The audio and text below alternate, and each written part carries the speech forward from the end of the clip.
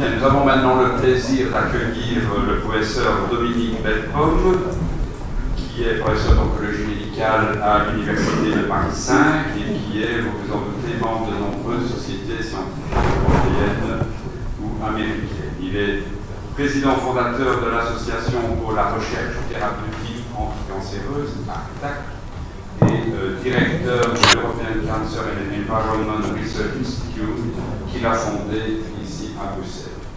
Il est auteur de nombreux articles, dont environ une centaine dans des revues à comité de lecture, et son dernier article, d'ailleurs, référencé dans PubMed, a été réalisé en collaboration avec notre collègue Vincent Castrenouveau. Il est également auteur de plusieurs livres à destination du grand public. Monsieur Bellepomme est à l'origine de l'appel de Paris en 2004, qui est une déclaration internationale ayant interpellé la communauté médicale et scientifique internationale sur les dangers de la pollution chimique. On lui doit l'élaboration de la théorie environnementale des cancers et des travaux sur les champs électromagnétiques. La lecture qu'il va nous donner ce matin est intitulée « L'effet cancérigène des pesticides ». Je vous en prie, Monsieur Bellepomme. Monsieur le Président, Monsieur le Secrétaire perpétuel, Monsieur l'ancien Secrétaire perpétuel, Monsieur Fruling, à qui je dois cette invitation, Mesdames, Messieurs, membres de cette honorable compagnie, chers collègues, je vous remercie bien sûr de m'avoir invité. C'est un honneur que vous me faites de présenter nos travaux. Alors, effectivement, je vais vous parler d'un tout autre sujet puisque ça concerne l'effet cancérigène des pesticides.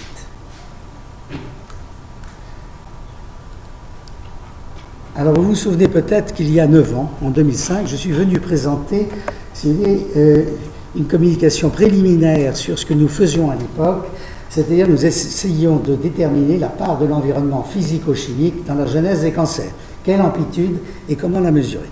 Alors, depuis, nous avons poursuivi nos recherches dans ce domaine et ce qui nous a conduit à revoir, si vous voulez, la classification américaine du SOM, qui était essentiellement fondée sur la génétique, pour y inscrire la part de l'environnement. Ceci relève de travaux que je ne vais pas expliquer ici, faute de temps, mais qui sont validés par le fait suivant. Nous avons les trois groupes de CUSOM, nous y avons intégré la part de l'environnement. Vous voyez qu'il y a tout de même encore beaucoup de points d'interrogation, mais disons que dans le groupe 1, nous avons des cancers purement héréditaires, c'est-à-dire pour lesquels les mutations se transmettent par les cellules germinales. Elles représentent à peu près 1% des cas, 2% des cas, mais elles sont tout à fait minimes. Puis dans le groupe 2, nous avons affaire à ce que CUSOM appelait les cancers apparemment d'apparition spontanée. Et là, nous avons affaire à des phénomènes stochastiques endogènes dans la cellule qui pourraient expliquer l'apparition d'un certain nombre de mutations. Au grand maximum, notre évaluation, à partir des mutations spontanées qui surviennent notamment dans certains élevages et certaines données historiques, nous ont conduit à évaluer, si tant est que ce mécanisme existe, ces phénomènes de cancérogénèse spontanée à 5 à 10%. Et il est évident que c'est le groupe 3 qui nous intéresse le plus, car il y a bien sûr, sans nier la possibilité de phénomènes génétiques, là nous sommes avec le polymorphisme génétique, donc les gènes de polymorphisme, eh bien, qui sont également héréditaires, mais qui sont insuffisants en eux-mêmes pour déclencher l'apparition du cancer. Il est évident que c'est dans ce groupe 3 qu'il faut faire intervenir l'environnement. Il y a une susceptibilité génétique, mais insuffisante pour faire le cancer. Il faut le facteur environnemental pour que le cancer puisse apparaître. Et là, nous avons une majorité de cancers, 90%. Donc c'est la raison pour laquelle, si vous voulez, aujourd'hui, ce cadre étant tracé, il est évident que nous avons affaire à un nouveau paradigme pour expliquer l'apparition des cancers, qui mettent en lumière l'environnement, tout en sachant que ce nouveau paradigme n'est pas tellement nouveau en soi, si ce n'est la fraction attribuable à l'environnement, puisque depuis, si vous voulez, le chirurgien Percival Pott au XIXe siècle, depuis, si vous voulez, les travaux de Marie Curie sur l'effet cancérigène du radium, depuis, si vous voulez, l'isolement du premier virus cancérigène par Peter Roux aux États-Unis, on sait très bien qu'il y a des facteurs environnementaux à l'origine des cancers. Alors, pour revenir à notre sujet, on se rappelle Rachel Carson, il y a 50 ans. Rachel Carson, c'est une naturaliste américaine, qu'est-ce qu'elle fait? Elle constate tout simplement qu'il y a des anomalies au niveau des oiseaux. Hyperféminisation des femelles, féminisation des mâles, ce qui conduit à des comportements aberrants, avec par exemple des mâles qui se mettent à couver des œufs, le mâle et la femelle venant quelquefois couver les œufs et stérilisation des œufs. Donc on est déjà avec la notion de perturbateur endocrinien et par ailleurs, bien sûr, avec cette notion d'hypofertilité induite. Et tout le travail de Rachel Carson a été manifestement d'incriminer les pesticides, l'effet perturbateur endocrinien des pesticides. Alors, quelques repères historiques. 62, Rachel Carson publie Le Printemps silencieux. Et puis 87, là, on commence déjà à se rendre compte que chez les manipulateurs de pesticides, il y a des effets indésirables.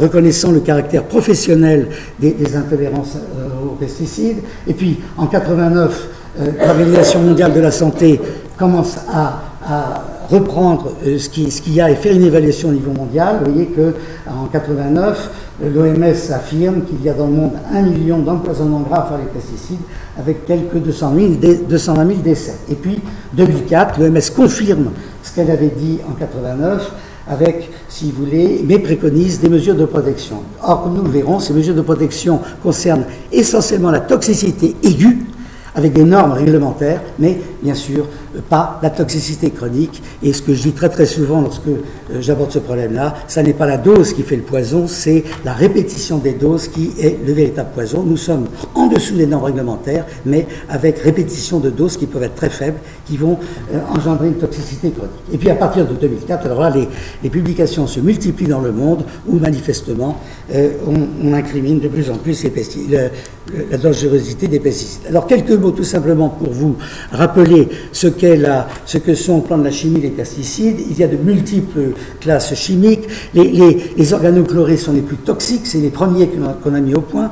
Et puis il y a les carbamates, il y a les pyrétrinoïdes, il y a les triazines, les urées substituées et d'autres molécules qui sont, on n'arrête pas le progrès si j'ose dire, dans la fabrication de nouvelles molécules. Ce qui fait que c'est excessivement difficile de se repérer au plan non seulement de la chimie mais de la biologie. En termes de santé publique, qu'est-ce que l'on peut dire? Eh bien d'abord que les pesticides contaminent tout, c'est-à-dire l'eau, les sols, l'eau, l'air, donc ils sont extrêmement diffusibles dans l'environnement. Les voies de contamination, eh bien, elles sont essentiellement digestives, respiratoires, cutanées, digestives par l'alimentation, respiratoires par l'air, car beaucoup d'entre eux sont volatiles, sont dans l'air, cutanées par le biais de la peau et par contact, si vous voulez, lorsque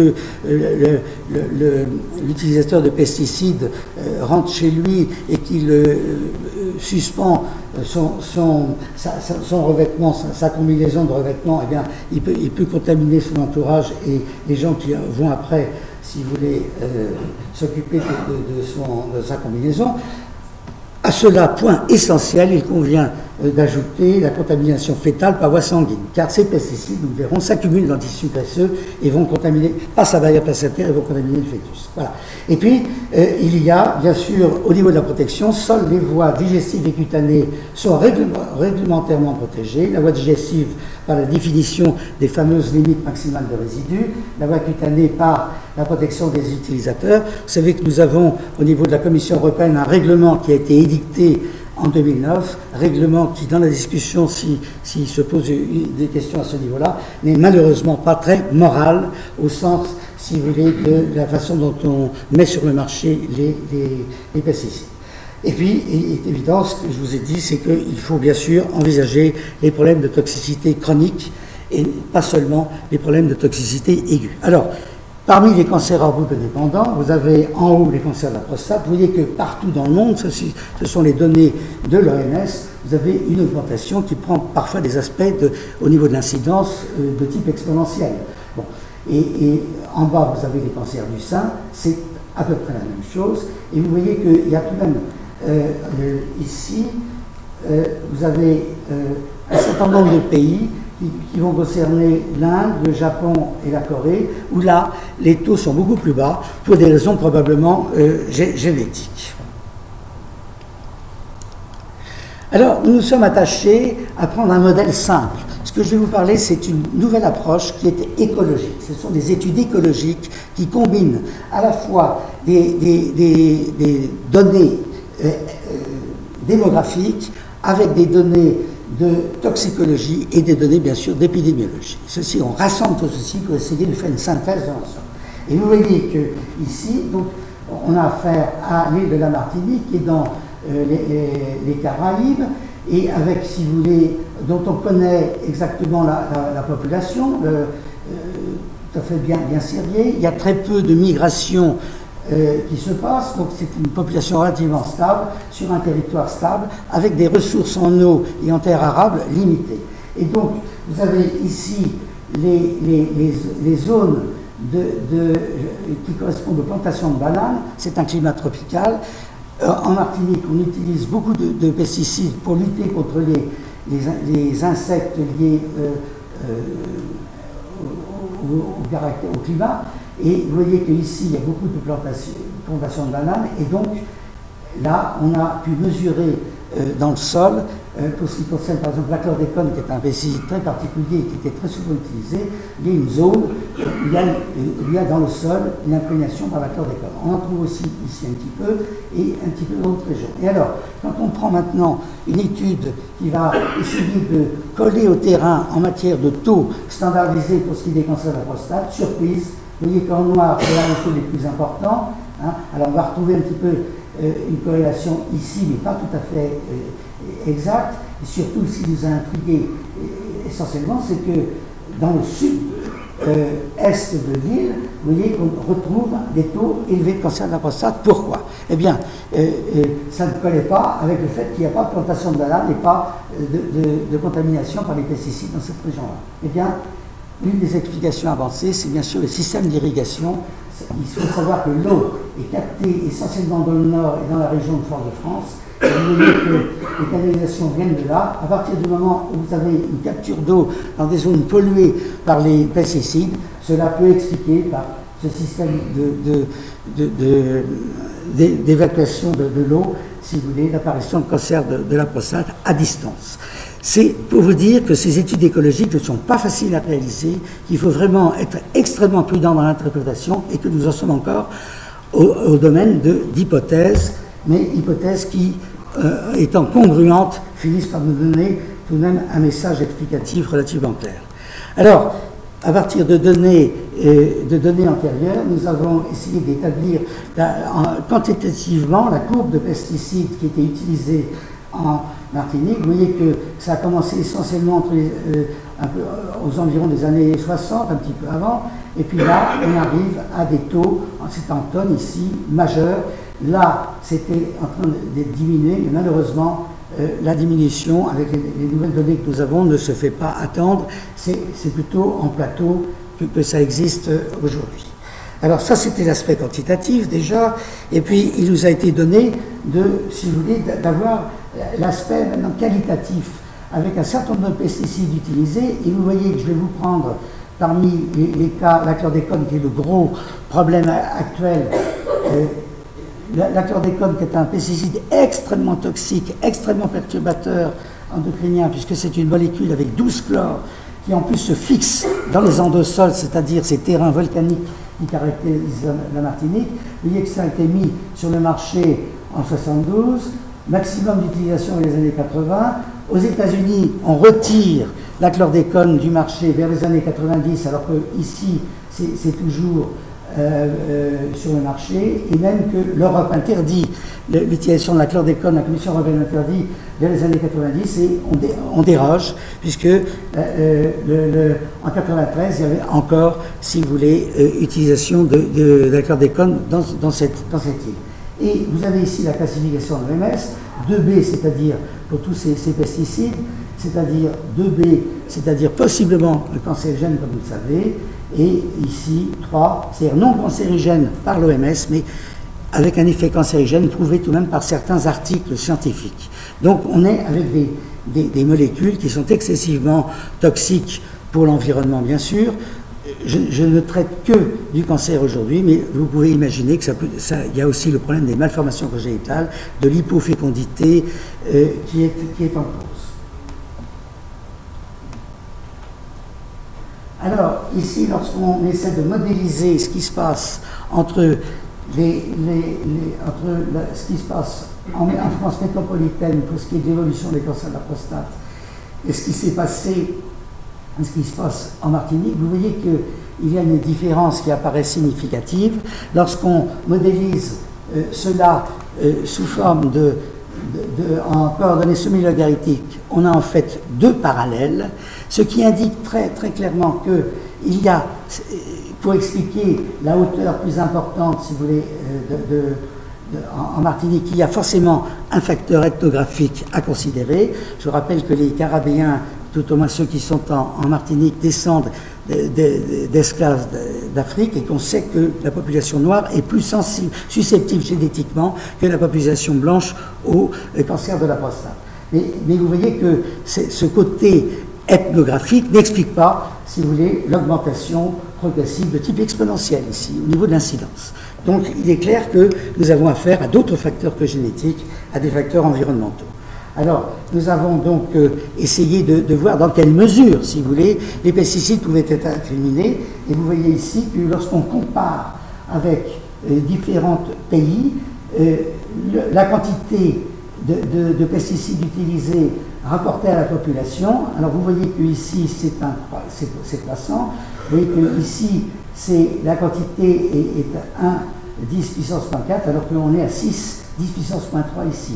Or, il se trouve qu'on a une corrélation statistique, vous voyez, entre, par exemple, Cuba qui utilise très peu de pesticides, vous voyez, ils ont très peu de cancer de la prostate, alors que quand on est en Martinique, on est avec des doses de pesticides beaucoup plus importantes par individu, et on se trouve alors avec le record mondial de cancer de la prostate actuellement dans cette île, puisque nous avons un taux rapporté à l'âge qui est maximum par rapport même à ce qui se passe aux États-Unis, y compris les Noirs américains. Donc on est vraiment dans quelque chose qui met en cause l'environnement. Alors, les cancers du sein, nous avons donc essayé d'étudier les mécanismes qui pourraient être en cause et qui pourraient expliquer le rôle des pesticides dans l'apparition des cancers du sein, puisqu'il y a également une augmentation des cancers du sein dans ce pays. Voici les relevés actuels concernant, si vous voulez, les pesticides suspectés être à l'origine des cancers du sein dans l'espèce humaine. Donc je passe sur l'ensemble de ces publications. Il y a une excellente revue qui date déjà un peu de 2003, mais qui faisait le point. Vous voyez que, de façon très générale, ça c'est la classification de l'OMS, on est toujours en 2B pour la plupart d'entre eux, et lorsqu'il s'agit de classer par l'OMS en 3, les Américains, la classification de l'USEPA aux États-Unis, classent eux comme possiblement cancérigènes. Donc vous voyez que c'est encore un débat d'experts, mais que globalement, si vous voulez, ces molécules sont cancérigènes. Alors, comment expliquer cette perturbation endocrinienne? C'est assez compliqué, complexe, mais je vais essayer d'être simple. D'abord, vous avez une enzyme qui est essentielle, qui est l'aromatase. Vous savez que l'aromatase, dans le tissu graisseux, transforme les androgènes en oestrogènes. Je schématise à l'extrême. Et que, si vous voulez, lorsque vous avez une inhibition de l'aromatase, vous avez une augmentation des androgènes, naturels, bien sûr. À l'inverse, donc ça c'est le cas des cancers de la prostate. À l'inverse, lorsque vous avez une stimulation de l'aromatase, vous avez un excès d'œstrogène, c'est le cas schématiquement du cancer du sein. Mais simultanément à cet effet sur les hormones naturelles, vous avez un effet sur les récepteurs. Et ma grande surprise a été, lorsqu'on a commencé à travailler sur ce sujet-là, à découvrir que il y a bien sûr 2 récepteurs à œstrogène, un récepteur à androgène. Ces 2 récepteurs à œstrogène sont antagonistes l'un par rapport à l'autre. Autrement dit, les récepteurs ER-alpha stimulent un effet œstrogénique, alors que les récepteurs ER-bêta sont antagonistes, donc ne stimulent pas, n'ont pas d'effet œstrogénique. Et donc, pour ce qui est des cancers de la prostate, eh bien, un certain nombre de ces pesticides sont à la fois agonistes pour le récepteur ER+, donc ont un effet œstrogénique. Donc tout ceci, en plus de l'effet par le biais de l'aromatase, mais aussi peuvent être antagonistes du récepteur ER-bêta, donc avoir aussi un effet pro-œstrogénique. Comme ils peuvent avoir aussi un effet androgénique lorsque ils stimulent le récepteur aux androgènes. Pour les cancers du sein, eh bien, on a en général, si vous voulez, une stimulation du récepteur ER-alpha et puis un antagonisme contre le récepteur ER-bêta. Donc on a maintenant une explication, malgré sa complexité, qui permet de classer les différents pesticides, mais là on est dépassé par le nombre de pesticides, en fonction de leur mécanisme d'action. Alors, grande question, ici vous avez les taux d'incidence qui augmentent pour les cancers de la prostate, pour le sein, toujours en Martinique, et vous voyez que ici, pour l'expliquer des cancers du côlon rectal, ça augmente aussi. Et la grande question était de se dire, mais est-ce que les pesticides sont aussi impliqués pour les cancers du côlon rectal? Et donc là, nous trouvons une difficulté d'interprétation avec des effets probablement cocktail. Autrement dit, ici, nous avons dosé dans le tissu graisseux de patients atteints de cancer du côlon 32 molécules et qui comprennent des pesticides, bien sûr, mais également des polychloropéphidiques. Et vous voyez qu'il y a une augmentation significative pour un certain nombre de pesticides. Par exemple, ici, ce pesticide ici, le bêta-hexachlorohexane. Ici, c'est un dérivé métabolique du classique DTT qu'on retrouve encore dans le tissu graisseux de ces malades. Et vous voyez qu'il y a tout de même des PCB, différents types de polychloropéphéniques qui sont également augmentés dans le tissu graisseux des malades atteints de cancer. Alors qu'on va trouver, si vous voulez, dans ce même tissu graisseux, moins de substances, de certaines des substances par rapport à des sujets normaux. Vous avez ici, par exemple, vous voyez ici en rouge, c'est ce qui se passe pour le DTT chez les sujets atteints de cancer, et vous voyez que chez les sujets normaux, c'est beaucoup plus important. Et donc, l'une des explications, c'est qu'ici, nous nous trouvons avec une molécule non métabolisée du DTT, alors qu'ici, nous sommes en présence des molécules, le DDE-PP' est un métabolite. Donc, cela nous laisse penser que le tissu cancéreux le tissu adipeux cancéreux métabolise plus facilement les polluants de l'environnement, ce qui expliquerait également le fait qu'on trouve ici plus d'autres molécules telles que ces différents polluants dans le tissu normal que dans le tissu adipeux des sujets atteints de cancer, ce qui expliquerait que par ce métabolisme actif, lorsque nous étudions le tissu graisseux de ces patients, il y ait moins de polluants métabolisés, alors que il y ait moins de polluants non métabolisés, alors que, si vous voulez, on trouve des métabolites plus importants lorsqu'il y a eu ce métabolisme dans le tissu graisseux des cancéreux.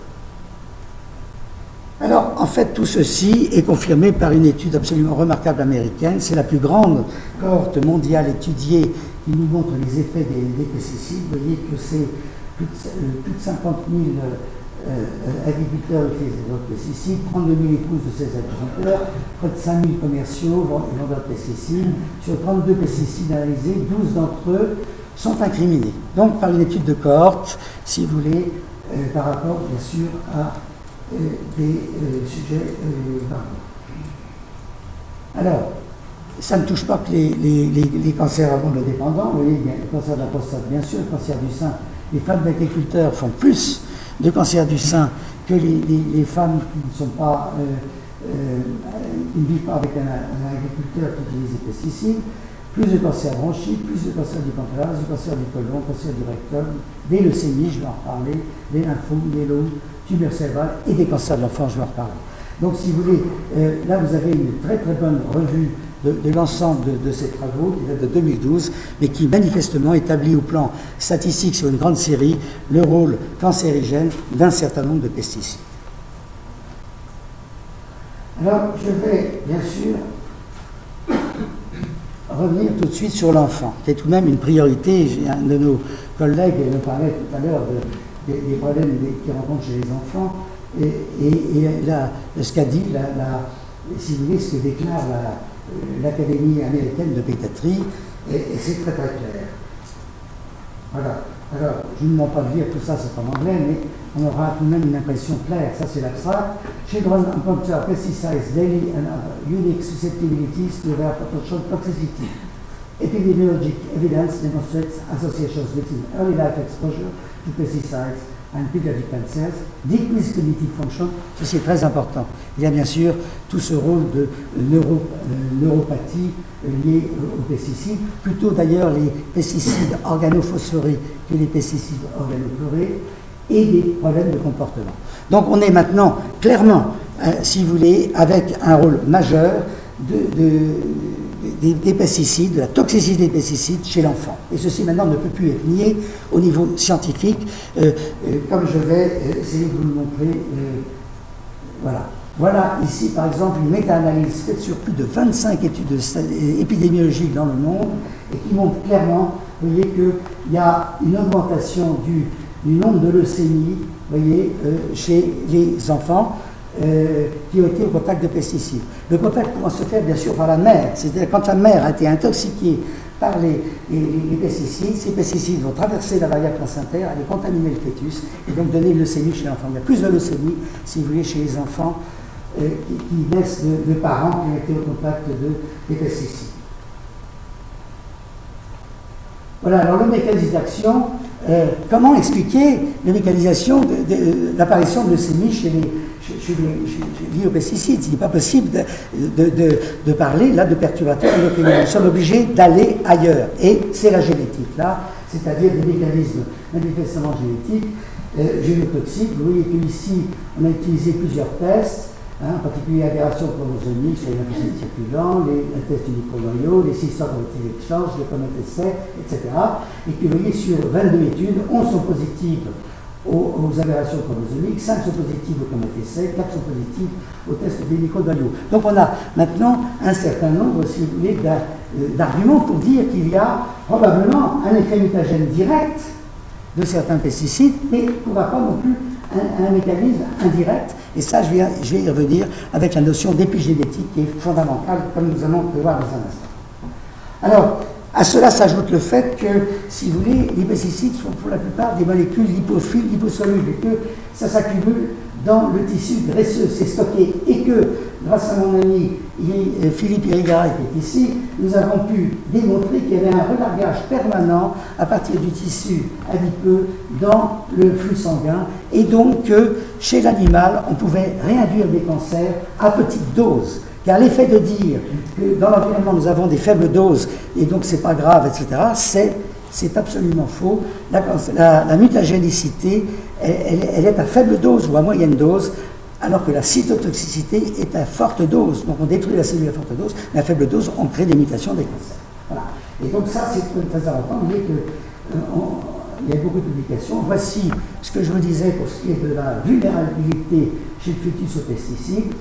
C'est d'ailleurs ce qui a été discuté lors d'un colloque en 2011 que nous avons organisé à l'UNESCO, avec réunissant 250 pédiatres européens, tous unanimement d'accord pour dire que le stade fœtal est l'un des plus vulnérables de l'être humain. Ça passe à Bayer Placentaire, ça contamine le fœtus, ça crée des états précancéreux au niveau des ébauches de glandes mammaires et de la prostate, car c'est là où se trouve le tissu graisseux, et donc, si vous voulez, il est clair que là, c'est à ce moment-là que ça se passe. Alors, pour terminer très brièvement, l'épigénétique, c'est une révolution. C'est-à-dire que l'exposition en elle-même va, si vous voulez, être un peu le software de l'information, sachant que le hardware, c'est-à-dire dans le disque dur, se trouve bien sûr dans l'ADN. On n'en remet pas en cause, si vous voulez, la génétique classique, mais il est évident que l'épigénome va moduler l'expression des gènes. Et donc cet épigénome est essentiel car il est une base moléculaire qui permet d'expliquer l'influence de l'environnement sur, si vous voulez, le comportement cellulaire, notamment au niveau de l'ADN. Et en particulier, si vous voulez, imaginons une mitose, ça met en place 600 gènes, il faut que ces gènes s'expriment de façon synchrone et coordonnée. Imaginez qu'il y a un gène qui ne s'exprime pas en raison d'une mutation, il est évident que là, on peut avoir des désordres tout à fait importants. Et voilà, alors, le darwinisme, oui, mais un collègue italien me disait, vous autres Français, vous oubliez vos précurseurs, il y a manifestement également une place pour Lamarck, ou le néo-lamarckisme, comme on veut l'appeler. Voilà. Alors, j'en ai terminé là. Il est évident que nous avons ici organisé un workshop sur l'épigénétique qui réunissait d'ailleurs des gens de l'IRC de Lyon, ici, donc salle Albert Ier, et où nous avons pu débattre de cette épigénétique en lien avec le cancer. Étudier les liens entre environnement et santé, c'est excessivement difficile. Ça demande des études écologiques, comme j'ai tenté de vous montrer, multitude des classes chimiques de pesticides, variété des mécanismes multiples, limite des études épidémiologiques, il y a des biais difficiles à avoir, difficulté des études toxicologiques parce qu'il y a faible dose, les effets cocktails, les problèmes d'affinité moléculaire, difficulté des études biologiques, vulnérabilité du fœtus, susceptibilité génétique, problème d'interaction avec les gènes de l'environnement, donc tout ceci est difficile. Voilà. Alors, c'est la raison pour laquelle nous avons, si vous voulez, créé cet institut, qui est en fait un réseau européen, avec des connexions américaines, à Bruxelles, parce que Bruxelles demeure tout de même, quoi qu'on dise, la capitale de l'Europe, et si vous voulez, de façon à rassembler des scientifiques, des différents laboratoires qui travaillent sur cette thématique des liens entre cancer et environnement, de façon à en savoir plus, compte tenu de la difficulté de ces recherches. Merci.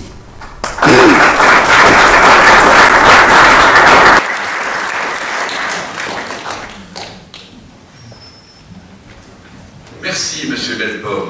Alors, il y a certainement des commentaires, des questions. Oui, Monsieur Bouillère. Merci beaucoup pour cet excellent exposé. Je me demandais finalement si les données récentes que vous venez de présenter doivent remettre en cause les limites maximales d'exposition qui sont classiquement présentées. Je pense notamment à la chlordécone dont l'Agence française pour la sécurité alimentaire a présenté des résultats, ou en tout cas des limites maximales il y a une dizaine d'années. Mais finalement, il y a énormément de données récentes que vous les avez présentées. Est-ce que ça doit remettre vraiment en cause ces limites-là? Bien sûr, il faudrait remettre en cause ces limites-là, et vous savez très bien qu'entre, c'est ce que j'expliquais exactement tout à l'heure, entre les faits scientifiques aujourd'hui qui sont tout de même, il y a toujours des zones d'ombre en recherche, d'accord, mais reconnus tout de même, là, on est vraiment devant un nouveau paradigme. Et le pouvoir décisionnel politique, il y a un espace qui malheureusement ne s'est pas amenuisé depuis ces derniers temps, et effectivement, il y a du travail à faire pour convaincre le besoin politique du fait qu'il faut revoir à la baisse les normes. Mais le contre-pouvoir, c'est bien sûr l'aspect économique des choses. Oui, je ne sais pas, américain. Oui, mais merci beaucoup. Je crois que vous avez raison de souligner, notamment dans votre dernière diapositive, les difficultés des études qui sont menées. Parce qu'évidemment, les études épidémiologiques, écologiques, font des corrélations, et on sait qu'une corrélation n'est pas nécessairement une relation de cause à effet.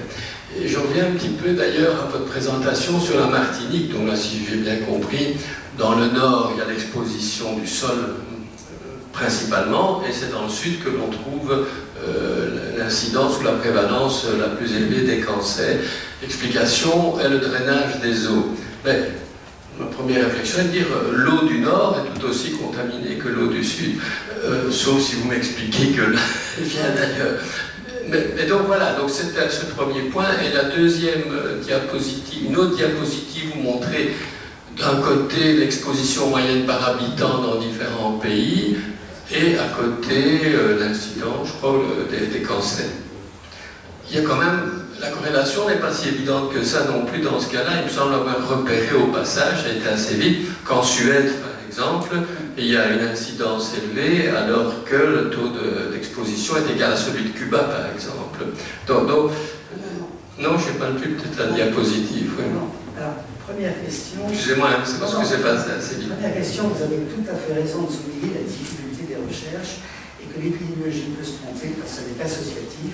C'est la raison pour laquelle nous associons à l'épidémiologie la toxicologie en laboratoire, qui là nous donne un lien de causalité. C'est-à-dire que j'aurais pu aussi développer les critères utilisés en épidémiologie qui font qu'on transforme une association en causalité. Enfin, bon, vous avez tout à fait raison, de toute façon c'est difficile. Mais à mon avis, il faut associer les trois. C'est-à-dire la biologie, la toxicologie et l'épidémiologie. Pour ce qui est maintenant de deuxième point, c'était le... Oui, alors la Martinique, non, il y a aussi beaucoup de cancers dans le Nord, fort heureusement, enfin, dans notre région. Non, il y en a. Pas en termes de santé publique, bien sûr, mais pour notre compréhension, oui, il y en a dans le Nord, pratiquement autant que dans le Sud. Mais ce qui nous avait surpris, c'était surtout dans le Sud. Pourquoi il y en avait dans le Sud? Parce qu'il n'y avait pas de plantation. Bon, alors, on a trouvé ce moyen-là, tout en sachant qu'on retrouve des pesticides dans l'eau, bien sûr. Je voulais vous dire que, bien sûr, l'eau n'est pas pure là-bas, et la nappe aquifère là-bas est absolument polluée, et la pollution remonte dans le lit des rivières, ce qui est en plus un phénomène majeur. Alors, quand l'eau est pompée dans la rivière, vous voyez ce que ça se fait. Madame Charlier, je pense. Merci, je voulais rebondir sur la remarque que vous venez de faire.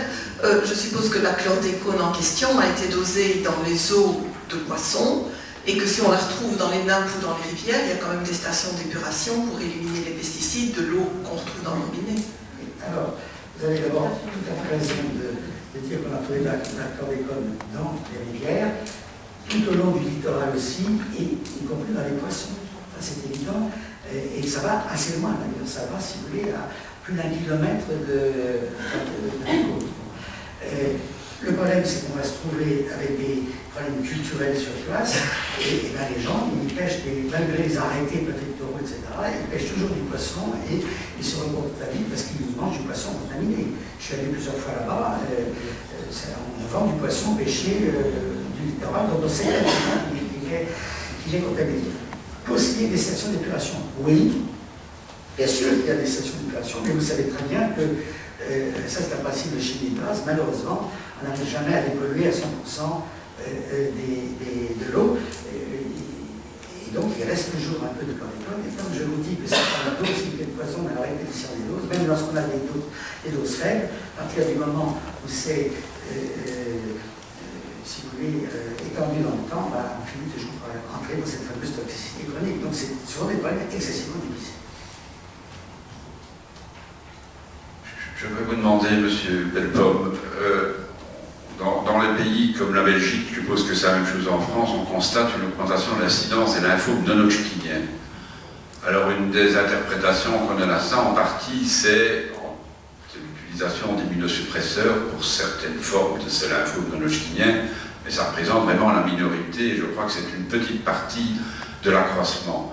Et j'ai lu ou j'ai entendu, mais j'ai jamais lu d'article très complet là-dessus, que l'on évoquait l'usage des pesticides, entre autres dans l'agriculture, pour expliquer cette augmentation de ces lymphomes non-hodgkiniens. Est-ce que vous avez des données plus précises à ce sujet? Oui, il y a, si vous voulez, ce qui est très curieux dans ce que vous soulignez, qui d'ailleurs ne concerne pas que la Belgique, parce qu'en France c'est exactement la même chose, c'est qu'on a vu disparaître la maladie de Hodgkin, et simultanément, voir la montée des lymphomes non-hodgkiniens. C'est un phénomène que je me suis personnellement jamais expliqué. Il y a probablement une modification de l'environnement. Je crois que la notion qu'il faut aussi avoir, contrairement à celle que j'avais quand j'étais un peu plus jeune, c'est que les maladies ne sont pas statiques. Elles se modifient. Le rhumatisme articulaire aigu a complètement disparu, probablement là, grâce aux antibiotiques, etc., etc. Donc, ça se modifie. Les cirrhoses éthyliques, on ne les voit plus, parce qu'on a diminué la consommation d'alcool. Même chose probablement pour les lymphomes. Alors, le cancer reste une maladie multifactorielle. Donc, qui est un certain nombre de médicaments qui puissent expliquer l'apparition de la lymphome, des immunosuppresseurs en particulier, pourquoi pas. Ça a été clairement démontré, ça, il n'y a pas de problème. Les pesticides, c'est clairement démontré. Je n'ai pas pu vous mettre ici, mais il y a une multitude d'articles qui montrent que, manifestement, les pesticides, la table de la mer fait qu'il y aura plus de lymphomes dans sa descendance, par exemple. Donc là on est à peu près certain que le lymphome s'est augmenté et que les pesticides sont une des causes. Merci. Madame Noël.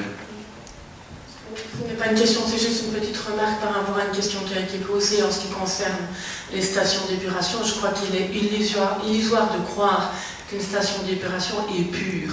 Une station d'épuration a un effet important sur les nitrates notamment, mais n'épure en rien.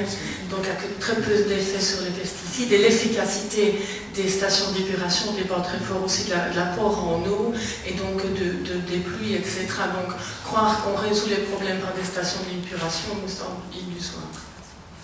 En Martinique, ils utilisent des charbons actifs. Je peux vous dire que le vrai problème, vous avez tout à fait raison, j'avoue, le vrai problème, c'est que nous avons affaire, et malheureusement, ça dépasse un peu le cadre scientifique, ce que je vais vous dire, mais nous avons affaire à des normes affichées par les pouvoirs publics qui ne correspondent pas forcément à la réalité. Les organochlorés, par exemple, sont excessivement difficiles à retirer. Ils utilisent en Martinique des charbons actifs. Je peux vous dire qu'avant, on dose, après, on dose, et contrôles que nous avons fait nous, alors que les pouvoirs publics rassuraient sur le dosage, on a la persistance des organochlorés. Voilà. Tout ce que j'ai à dire, c'est qu'il faut se méfier des affirmations des pouvoirs publics lorsqu'ils disent que l'eau est pure, etc. Et il faut vraiment vérifier par l'avenir. Je voudrais quand même apporter un petit complément à ça. Nous avons beaucoup travaillé sur des dosages de pesticides dans les eaux avant, après des stations d'épuration pour trouver quand même des taux d'épuration extrêmement efficaces. Alors je ne connais pas du tout les stations d'épuration installées en Martinique, mais sur ce qui est de la région wallonne, je collabore à beaucoup de projets en la matière et c'est vrai qu'il reste des choses. Et là, on va plutôt parler de médicaments, etc. parce que ce sont ce qu'on appelle des polluants émergents que les stations d'épuration ne sont pas encore tout à fait préparées à épurer. Mais en matière de pesticides, je ne dis pas que ça élimine 100% de la contamination, mais ça élimine quand même une grande partie de la contamination. Peut-être pas 100%. Merci. D'autres commentaires, d'autres questions? Oui, madame. Juste pour avoir une question, au niveau de l'Europe, est-ce qu'on a défendu des pesticides ou est-ce qu'on en est seulement à des limitations de dose? Oui, vous savez qu'au niveau de l'Europe, nous étions en 2009 avec des directives. Les directives, ça passe par les droits de chacun des États membres de l'Union européenne. Donc, il y avait la directive pesticides qui n'était pas rentrée d'ailleurs dans le règlement REACH.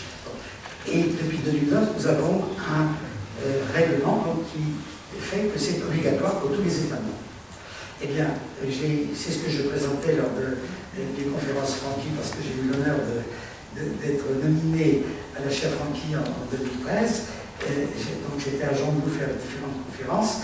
Eh bien, si vous voulez, lorsqu'on analyse le règlement de 2009 de la Communauté européenne, il y a deux choses qui m'ont absolument surpris et je vous laisse à votre réflexion. Premièrement, on peut mettre sur le marché des pesticides possiblement cancérigènes, c'est-à-dire classés 2B par l'OMS, et ce qui est encore pour moi une aberration au plan moral, on autorise la vente de pesticides retirés du marché européen pour des raisons de toxicité à des pays tiers, ce qui est un affront à la morale. Et ceci est en complète dans le règlement européen de 2009. Merci, monsieur Delpomme. Y a-t-il encore des questions, des commentaires? Mais s'il n'y en a plus, il nous reste à remercier monsieur Delpomme qui attire notre attention sur un problème essentiel.